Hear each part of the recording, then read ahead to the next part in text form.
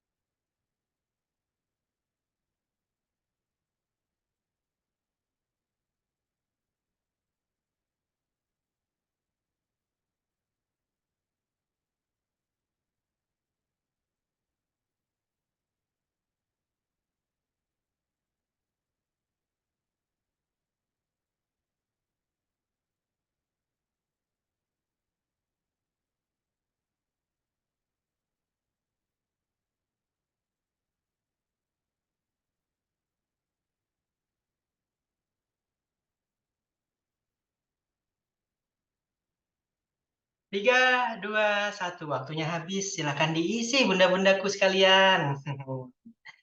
Oh, Widih. Sekarang udah mulai apa ya? Udah mulai mantap cara jawabnya. Apakah ini betul berjamaah lagi atau malah sebaliknya? Kita tidak tahu. Nah, mudah-mudahan sampai soal ketujuh kompak ya. Kalau kompak sampai akhir, ini mah udah Bu, panitianya kena mental ini mah. Udah deh pesertanya kompeten semua ini gitu. Iya. Bismillah. Oke, siap. Adakah yang ingin memberikan alasan? Ayo kita latihan juga, jangan cuman di teks aja. Karina, silakan Karina nyalain mikrofon.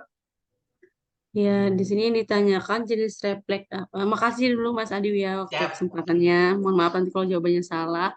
Kemudian jenis yang ditanyakan jenis refleks apakah yang ditujukan pada bayi pada kasus tersebut. Nah, di sini clue-nya itu saat ini bayinya sedang diperiksa refleks dengan cara menyentuh bagian pipi bayi, kemudian mulut bayi itu mengikuti arah jari. Nah, menurut saya itu refleks routing mencari ya. Makasih, Mas Adil. Siap, Karina. Semoga jawabannya mewakili teman-teman yang lain. Jawabannya betul. Berarti refleks routing. Yang berarti yang Iya. A. Baik, silakan Bu Ruri. Apakah jawabannya betul? Iya, oke. Benar ya, Yes, betul. routing. Jadi Keren. refleks routing itu terjadi ketika pipi bayi diusap atau dibelai atau disentuh bagian pinggir mulutnya sehingga respon bayi itu memalingkan kepalanya ke arah benda yang menyentuhnya dalam upaya menemukan sesuatu yang dapat dihisap. Jadi refleks ini menghisap dan mencari menghilangkan setelah bayi berusia biasanya 3 hingga 4 bulan. Jadi jawabannya adalah A. Kenapa bukan yang jawabannya B, C, D, dan E? Kalau grasping itu atau refleks menggenggam, itu adalah refleks, gerakan jari-jari tangan mencengkram benda-benda yang disentuhkan ke bayi. Biasanya seperti itu indikasinya saraf berkembang normal, hilang setelah 3 sampai 4 bulan bayi akan otomatis menggenggam jari ketika akan Anda menyodori telunjuk, pada jari kepadanya. Jadi dia akan berusaha menggenggam. Kalau Babinski, itu juga dikenal dengan refleks pelantara, merupakan refleks kaki yang terjadi secara alami pada bayi dan anak kecil hingga mereka berusia sekitar 6 bulan hingga sampai 2 tahun. Jadi refleks ini biasanya diuji oleh dokter dengan membelai telapak kaki. Kalau Saskin, kenapa refleks itu? Biasanya refleks menghisap. Jadi ketika bagian langit-langit mulut bayi tersentuh, ia akan refleks untuk melakukan menghisap. Yang terakhir itu ada refleks Moro, yaitu disebut refleks terkejut, sebab bisa akan muncul ketika bayi merasa terkejut. Itu kalau dia terjadi refleks moro. Jadi bisa saja nanti bunda-bunda ada keluar soalnya Babinski atau grasping atau sasking atau maupun moro. Jadi paling tidak kita tahu definisi dari setiap refleks. Seperti itu Mas untuk soal nomor 3. Baik, terima kasih Bu Ruri. Wah, makin keren ini mah udah. Kita full senyum bunda-bunda. Ukom di bulan Agustus ini udah kita nggak usah takut-takut nggak bisa ngerjain. Udah ini di luar kepala ya. Iya. Udah bisa ngerjain ini mah. Oke deh, kalau gitu coba lagi. Barangkali memang soal nomor 2, nomor 3 ini memang gampang lah bagi mereka. Coba nomor 4. Nah, ya nggak? Coba Bu Ruri kita tes Ya. lagi. Oke, soal nomor 4 ya Mas. Nomor 4. Oke, soal nomor 4 sudah tampil.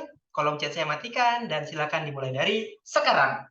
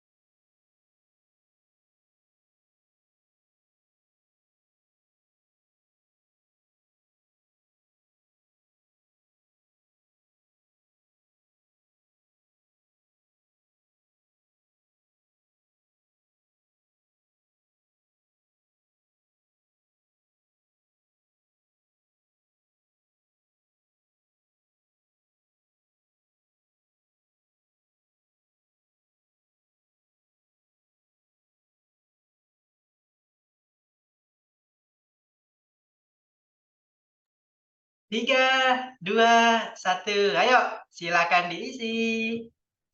Hati-hati, jangan sampai salah. Salah nggak apa-apa sih. Udah 2 option lagi nih Mas, A dan B. Mulai goyang, Bu Ruri. Goyang ya. Mulai goyang. A Nggak dan B. apa-apa. Tapi paling banyak A ya mayoritas. Paling banyak. Yaitu metritis. Iya. Oke, masih menunggu jawaban teman-teman yang belum menjawab? Masih disusul A. Oke. A. Iya, A. Yang B ini kayaknya cuman salah ketik, Bu. Tipe, Bu. Kayaknya mau A Semoga juga. ya, semoga salah ketik ya. Jangan-jangan malah yang B sendirian betul nih, jangan. Kita nggak tahu nih. Yang tahu Bu Ruri nih soal nomor 4 betulnya apa nih.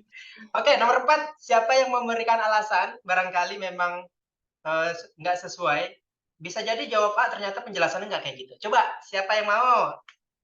Silakan. Ayo silakan. Dinyalakan mikrofon. Atau mau langsung bahas? Ketik di kolom chat bahas. Kenapa sih Mas Adi selalu nawarin kayak gitu? Supaya kita berikan kesempatan bagi yang, saya Mas pengen jelasin Mas, supaya kayak gitu. Ayo, coba ketik, bahas kalau misalnya nggak ada yang memberikan alasan. Kalau mau langsung dibahas. Silakan, bunda-bunda. Bahas? Langsung? Bahas. Oppo Reno 2F, bahas. Oke. Kak Yusli, bahas. Siap. Nih, tangan 2 nih Mas Adi. Siap. Kalau gitu silakan Bu Ruri. Semoga teman-teman betul berjamaah lagi. Amin. Ya, oke. Jadi jawabannya adalah A, Wih. metritis. Kenapa? Karena apa? Apakah mungkin kemungkinan diagnosa dari kasus di atas? Jadi seorang perempuan usia 28 tahun, P2A0. Jadi di sini kata kuncinya dia nih pas 2 minggu, datang ke PMB mengeluh nyeri perut bagian bawah, hasil anamnesa semalam demam disertai menggigil, pengeluaran perpaginan berbau tidak sedap. Dari hasil pemeriksaan, tekanan darah 120/90 mg Hg, pernapasan 22 kali per menit, nadi 82 kali per menit, suhu 38,5 derajat Celcius, TFU 1 jari di atas simpisis, nyeri tekanan di atas simpisis. Jadi, kenapa metritis? Itu infeksi masa nipas dengan gejala nyeri perut bagian bawah, demam sampai menggigil, lokheanya berbau subinvolusi. Jadi jelas tadi ada kata kuncinya di sana. Kemudian kenapa bukan peritonitis? Karena peritonitis itu sendiri infeksi nipas dengan gejala sama dengan abses pelvik, namun tidak terdengar bising usus. Jadi menandakan infeksi sudah menyebar ke seluruh perut. Kenapa tidak abses pelvik? Abses pelvik itu sendiri infeksi nipas dengan gejala sama dengan metritis, namun ada benjolan pada cavum Douglas. Kenapa bukan trombofebilitis velika? Ini merupakan infeksi pada masa nipas dengan gejala sama dengan trombofebilitis femoralis disertai nyeri perut bagian bawah. Kenapa bukan trombofebilitis femoralis? Ini merupakan infeksi pada masa nipas dengan gejala edema kaki unilateral, kadang disertai warna kemerahan, disertai rasa nyeri, tanda homan, atau terutama pada saat kita palpasi tungkai, betis teraba seperti utas tali yang keras. Nah, ini jadi jawabannya yang paling tepat adalah metritis. Karena tadi apa? Dia infeksi masa nipas dengan gejala nyeri perut bagian bawah, tadi ada disertai demam, kemudian lokheanya berbau. Nah, jadi jawabannya adalah A.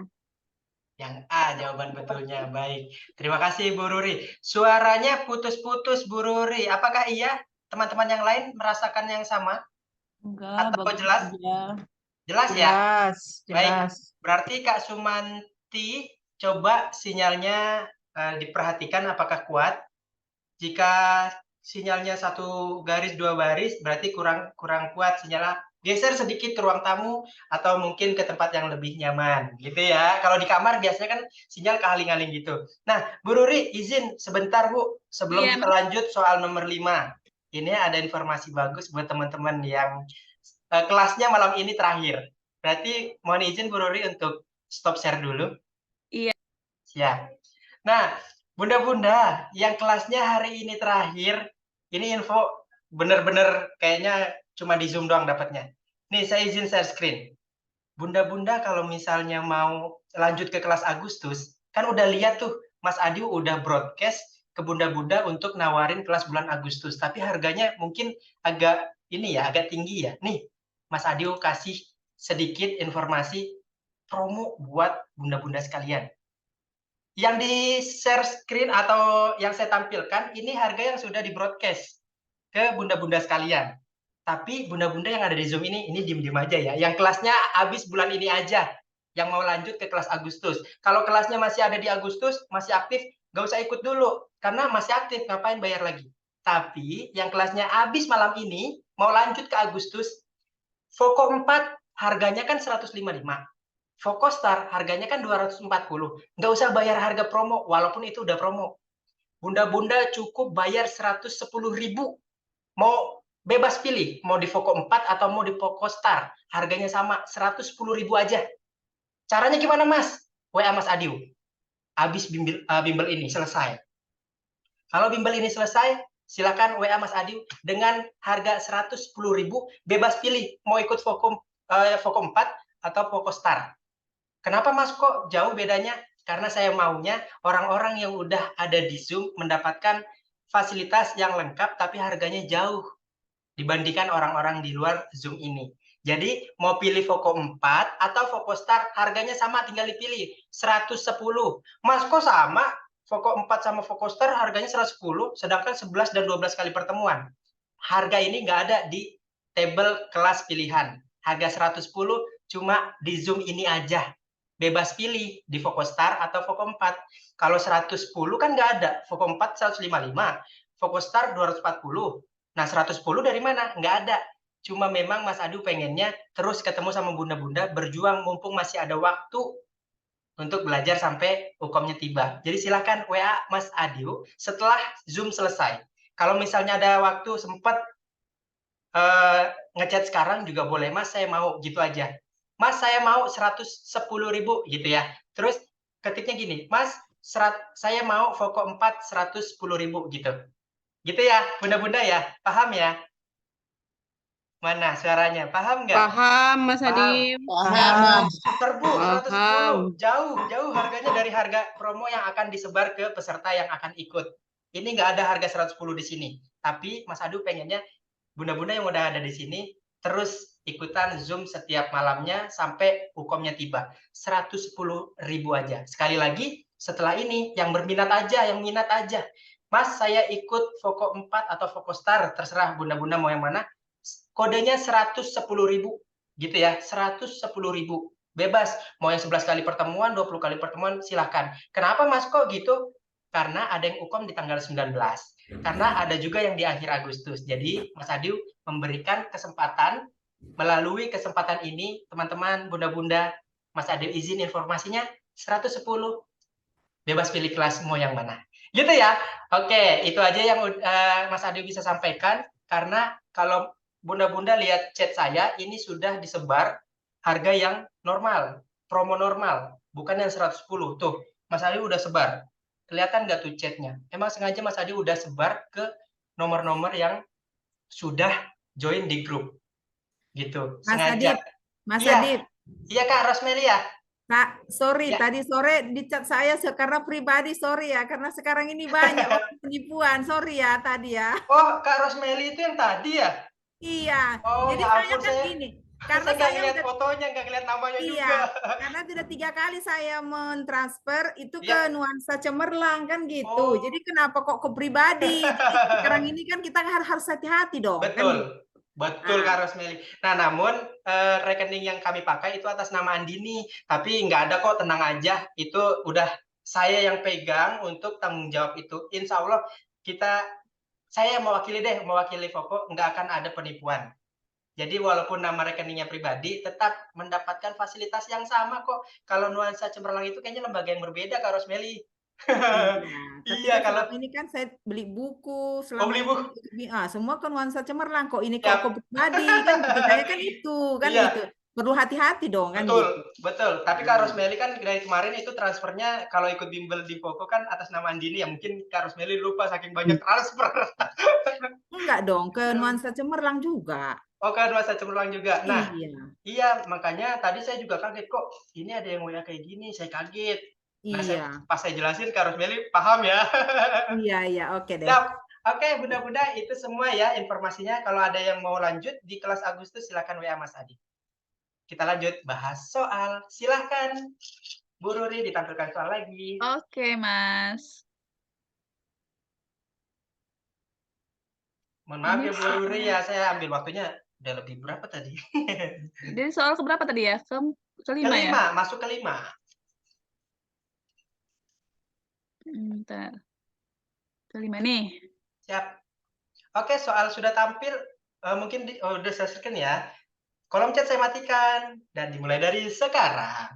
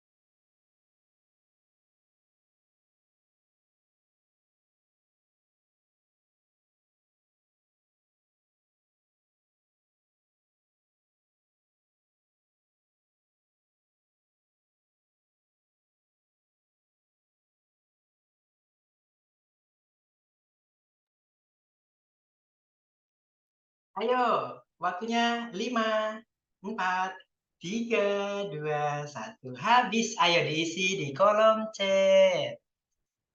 Semua A. Waduh, wis. Lakukan perawatan metode kangguru.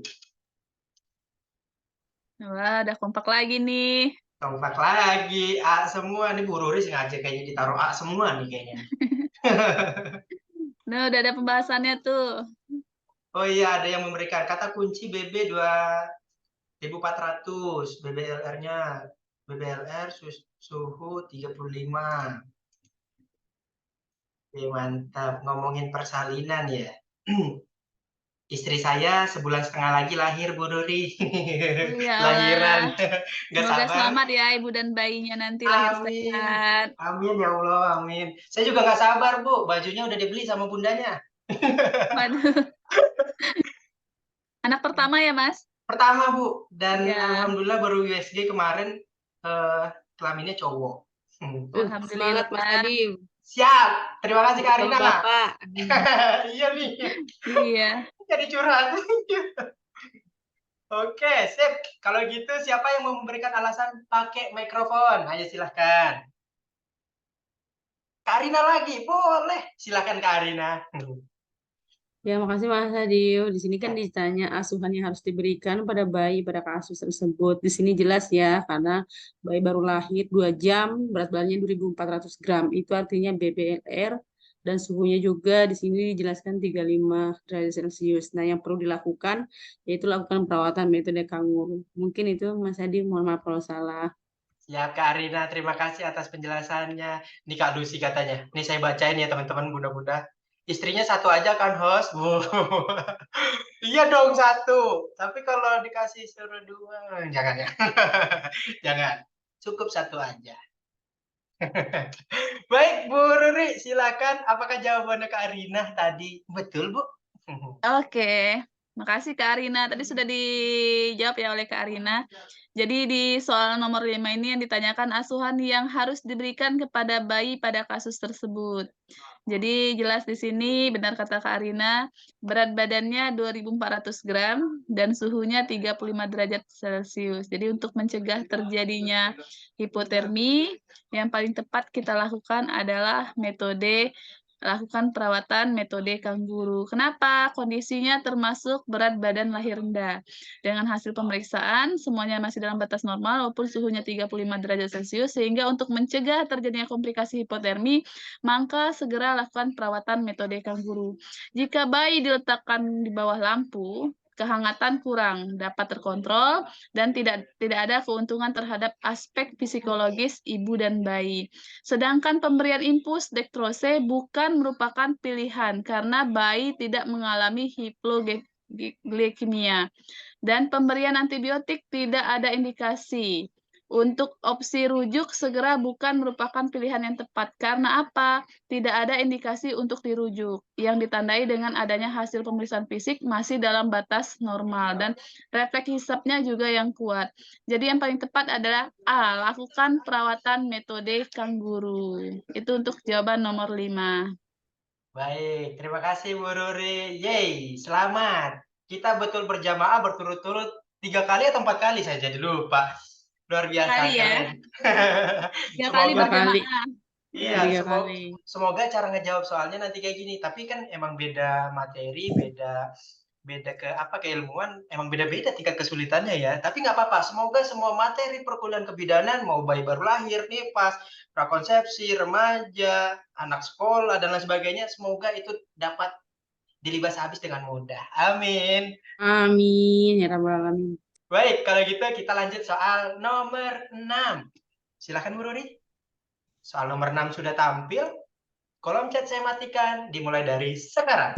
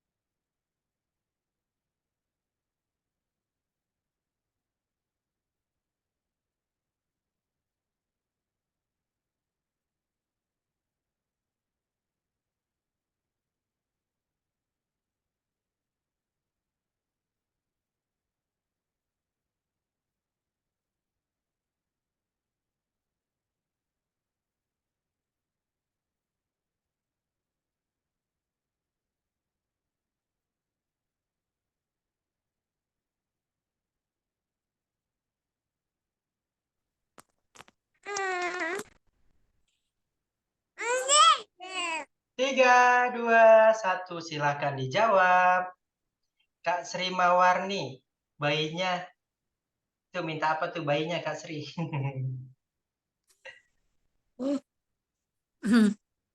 Aku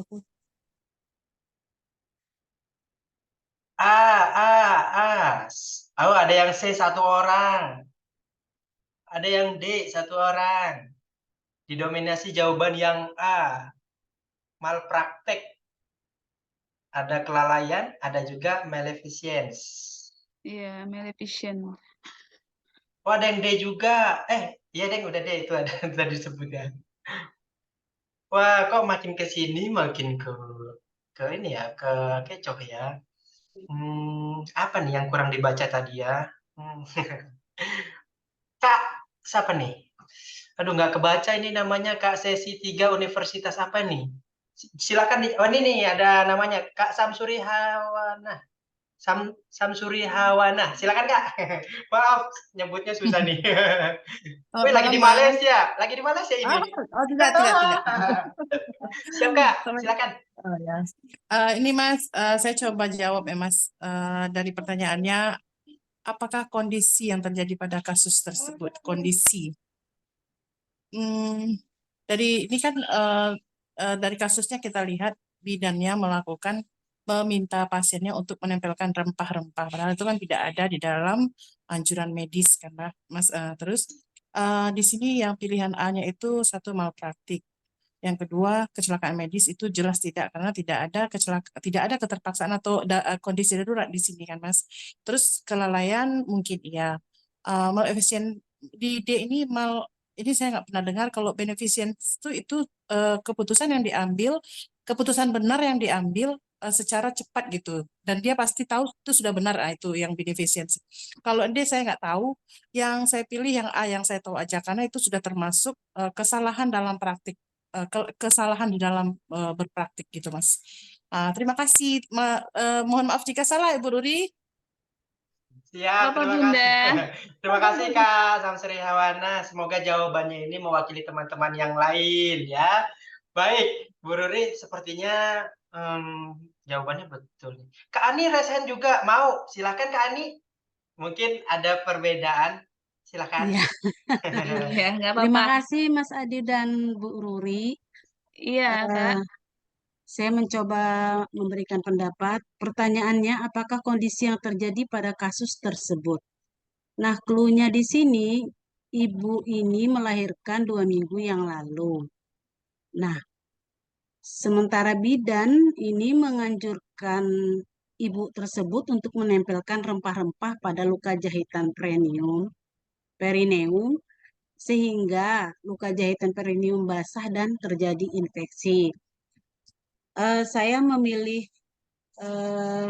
yang D karena menurut saya malfeasance itu adalah tindakan yang merugikan dan membahayakan. Nah, seperti itu dan membahayakan. Dia sudah tahu bahwa itu membahayakan tapi tetap dipakai gitu ya. Jadi saya memilih D. Kalau malpraktek itu kurang lebih dengan C saya rasa karena malpraktek itu kelalaian. Maksudnya itu kelalaian artinya dia tidak memberikan, tidak menganjurkan, cuman dia tuh lalai. Misalkan APN tahap per tahapnya itu dia lalai gitu ya. Kemudian kalau kecelakaan medis saya rasa enggak, beneficence itu juga enggak. Terima kasih Mas Adi dan Bu Ruri. Assalamualaikum warahmatullahi wabarakatuh. Waalaikumsalam warahmatullahi wabarakatuh. Terima kasih Kak Ani. Gak apa-apa, beda-beda pandangan, tapi intinya kan tetap sama. Silakan Bu Ruri ditanggapi. Oke, jadi di sini ditanya apakah kondisi yang terjadi pada kasus tersebut. Jadi kondisinya sini kata kuncinya dia telah melahirkan 2 minggu yang lalu pada saat persalinan. Bidan menganjurkan klien untuk menempelkan rempah-rempah pada luka jahitan perineum. Kemudian setelah ditempel maka luka jahitan perineum tersebut basah dan infeksi. Jadi apa sih yang paling tepat dalam prinsip etiknya? Jadi mohon maaf dulu untuk pilihan optionnya. Ada A malpraktik, B kecelakaan medis, C kelalaian, D ini non maleficent. Seharusnya ada non-nya. Saya lupa non maleficent. Yang E-nya ada beneficent. Jadi jawabannya yang paling tepat adalah C, kelalaian. Kenapa? Kata kuncinya saat persalinan, bidan menganjurkan klien untuk menempelkan rempah-rempah pada luka jahitan, di mana seharusnya tidak dilakukan oleh bidan. Malpraktik itu sendiri adalah suatu jenis kelalaian dalam standar profesional yang berlaku umum untuk pelanggaran atau tugas-tugas yang menyebabkan seorang menderita kerugian. Nah, hal ini disebutkan oleh profesional seorang atau bawahannya, agen atas nama klien atau pasien yang menyebabkan kerugian pada klien atau pasien. Jadi kalau kelalaian adalah kegagalan untuk melakukan perawatan sesuai atau yang diatur secara etis yang diharapkan dilakukan dengan keadaan tertentu. Nah, kalau kecelakaan medis adalah merupakan kecelakaan murni tanpa ditemukan adanya unsur kelalaian.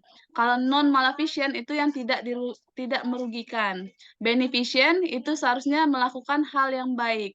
Nah, sesuai dengan definisi, maka jawaban paling tepat adalah C, kelalaian. Seharusnya bidannya walaupun menganjurkan memberikan nempel, tapi dicek seharusnya rempah-rempahnya seperti apa sehingga kita bisa mengecek kondisi pasien sehingga tidak menyebabkan infeksi seperti itu. Jadi jawabannya adalah C.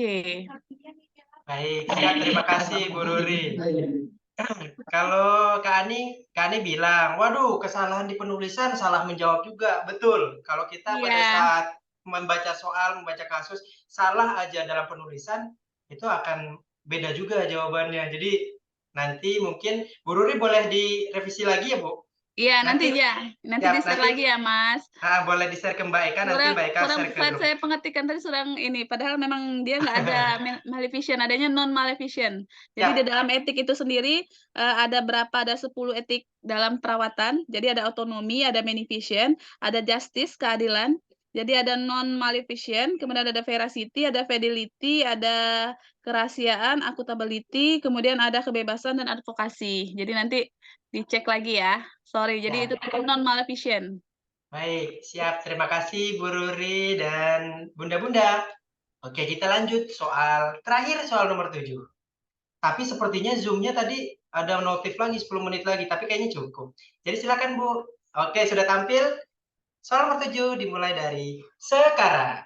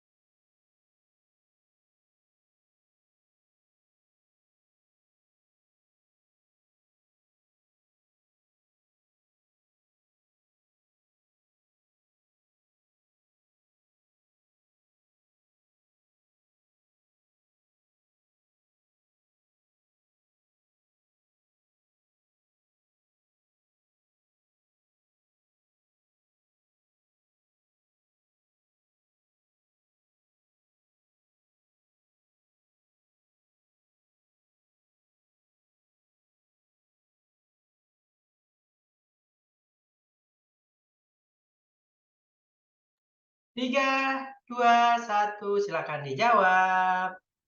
Kak Ani, raise hand-nya saya turunin dulu ya, biar nggak pegel tangannya gini terus.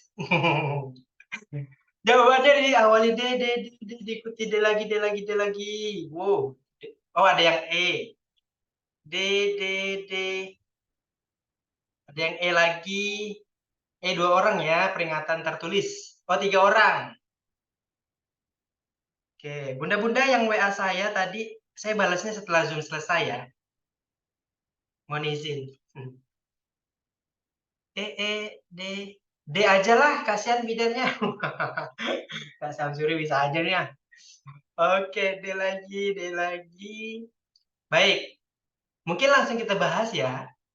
Kalau gitu, Bu Ruri, jawaban betulnya apa sih, Bu? Mohon arahannya. Oke, jadi ini yang ditanyakan apa sanksi yang dikenakan terhadap bidan tersebut. Jadi kata kuncinya jelas bidan memberikan antibiotik spektrum luas dan tidak merujuk ibu. Padahal pemberian antibiotik bukan wewenang bidan. Apalagi di kasus ini yang memerlukan rujukan tetapi bidan tidak merujuk maka akan ada sanksi yang dikenakan terhadap bidan karena menyalahi wewenang.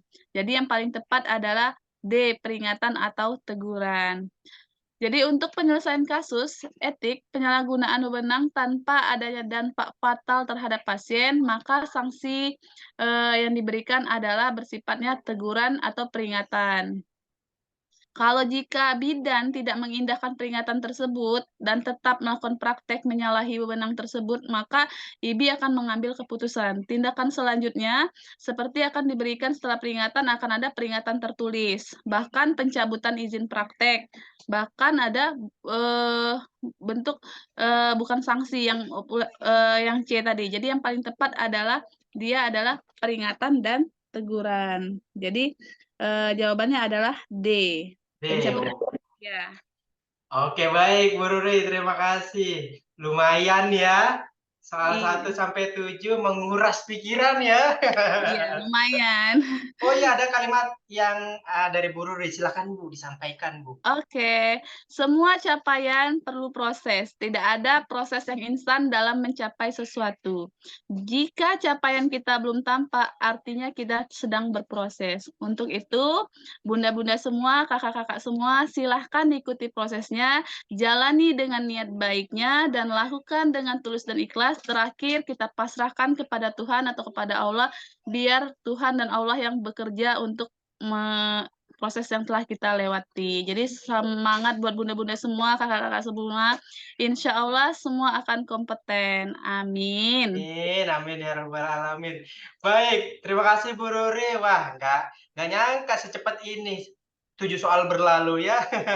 Baik, karena memang Zoom-nya tinggal 3 menit lagi, tapi nggak apa-apa. Bu Ruri, terima kasih nih atas waktunya, ilmu, dan tenaganya pada malam hari ini sudah mau menyempatkan memberikan ilmu kepada kita-kita yang akan UKOM di bulan Agustus ini, atau Ya, bahkan pesertanya ada yang UKOM di tahun depan. Bu Ruri, sama-sama Mas ya. mungkin pertemuan di bulan Juli ini, alhamdulillah peserta sangat terpuaskan dengan penyampaian Iya. yang Bu Ruri sampaikan. Semoga ini jadi amal Amin. jariah untuk Bu Ruri dan manfaat untuk kita yang mendapatkan.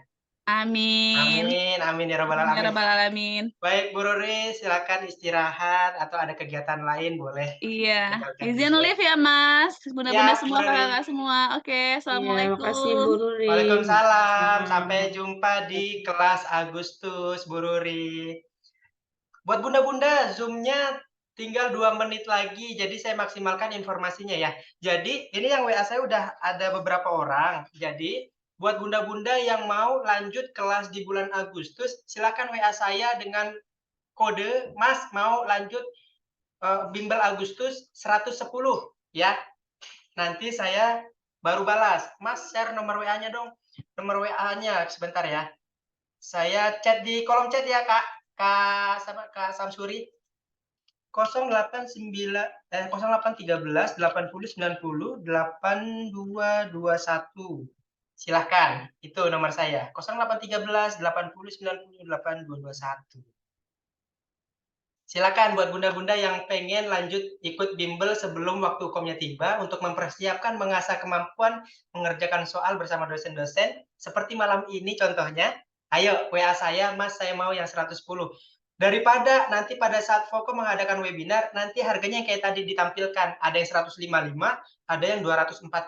Jauh banget kan? Mendingan ambil, mumpung di Zoom ini. Boleh dibuktikan, Mas, nanti pas webinar segitu juga harganya, boleh dibuktikan. Ya, silakan WA ke Mas Adiu dengan, Mas, lanjut bimbel Agustus 110. Tryout promo enggak? Tryout udah pasti kalau udah ikut bimbelnya udah pasti dapat. Orang-orang yang udah ikut bimbelnya udah pasti dapat harga yang beda, jauh lebih murah dibandingkan yang baru pertama kali. Kan udah bunda-bunda udah merasakan sendiri yang udah lanjut berbulan-bulan kan? Nah, silakan maksimalkan. Ini yang WA saya udah banyak ya. Tapi mohon izin saya balasnya setelah Zoom selesai. Zoom-nya setelah ini 1 menit. Tuh, ada notif di Zoom-nya 1 menit berakhir. Baik, kalau gitu saya pakai waktu terakhir ini untuk pamit undur diri. Buat teman-teman bunda-bunda yang tidak lanjut, saya pamitan sekarang aja ya. Buat bunda-bunda yang tidak lanjut kelasnya, terima kasih sudah percaya dengan Poko Indonesia untuk menjadi fasilitator mendampingi bunda-bunda sekalian.